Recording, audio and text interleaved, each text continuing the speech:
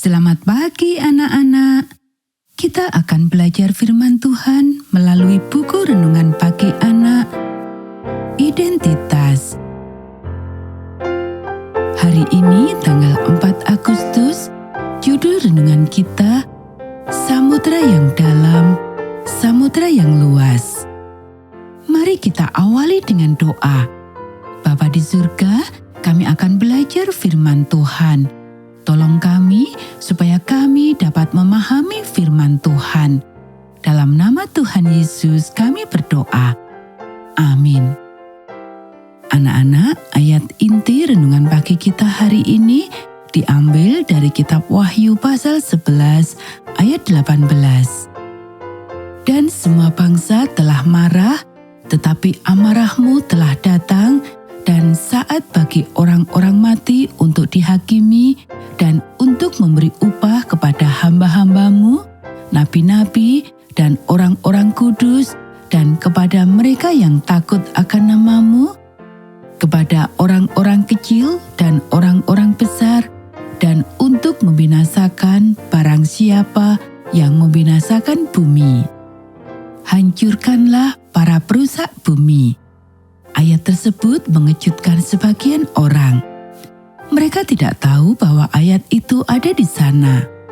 Mereka percaya bahwa satu-satunya pekerjaan orang Kristen yang diberikan Tuhan adalah untuk mengubah pikiran orang, mengajar mereka untuk percaya kepada Tuhan, dan bekerja untuk membantu mereka bergantung kepadanya, untuk kemudian mengubah hati mereka.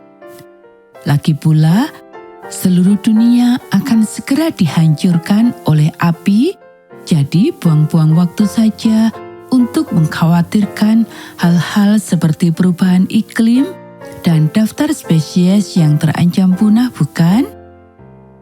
Namun pada kenyataannya, cara hidup yang Allah tetapkan bagi bangsa Israel memiliki sejumlah instruksi yang mengejutkan untuk merawat bumi.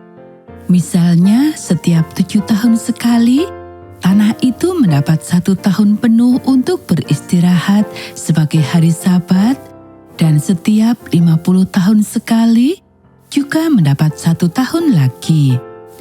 Ketika bangsa Israel pergi ke pembuangan di Babel, salah satu alasan yang Tuhan berikan adalah karena tanah itu telah melewatkan Sabatnya selama beberapa generasi, dan sekarang akan mendapatkan waktu 70 tahun penuh untuk menebusnya. Kita bisa lihat di kitab 2 Tawarikh pasal 36 ayat 21 dan lainnya. Allah telah memperhatikan planet ini sejak saat penciptaannya melalui firman-Nya dan dinyatakan baik.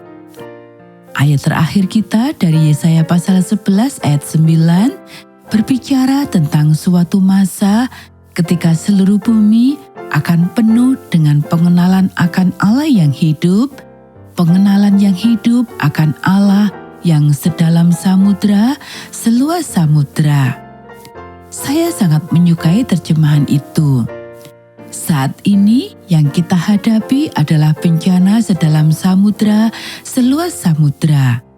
Dengan adanya tumpahan minyak, penangkapan ikan yang berlebihan, pariwisata yang tidak bertanggung jawab, pembuangan sampah, dan banyak lagi akibat keserakahan dan kecerobohan yang tidak terkendali, tidak heran jika bumi mengerang.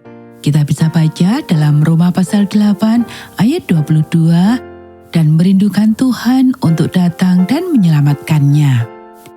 Anak-anak, jika kita memiliki lidah malaikat dan memberikan semua uang kita kepada orang miskin, membayar persepuluhan dan memelihara hari Sabat, tetapi masih mengabaikan dan menghancurkan bumi, di pihak manakah kita sebenarnya ketika Dia datang? Apa yang dapat kita lakukan untuk berkontribusi pada pengetahuan tentang Tuhan yang melimpah itu? Apa yang telah saya lakukan pada lautan hari ini? Hanya 1 hari ini saja. Apakah saya tahu? Apakah saya peduli? Anak-anak, demikianlah renungan pagi kita hari ini. Mari kita akhiri dengan doa. Pemelihara yang penuh kasih, pencipta bumi, penjelajah dunia, bukalah mata saya. Tunjukkanlah kepada saya bahwa ketika Engkau memberikan bumi ini dan hari Sabat untuk merayakannya, Engkau telah memikirkan semua kebutuhannya dan juga kebutuhan saya. Tunjukkanlah kepada saya bahwa sesuatu yang sekecil pilihan energi saya dapat dan memang mempengaruhi duniamu, dan dengan demikian dapat mengangkat hari Sabat lebih tinggi atau menginjak-injaknya. Amin.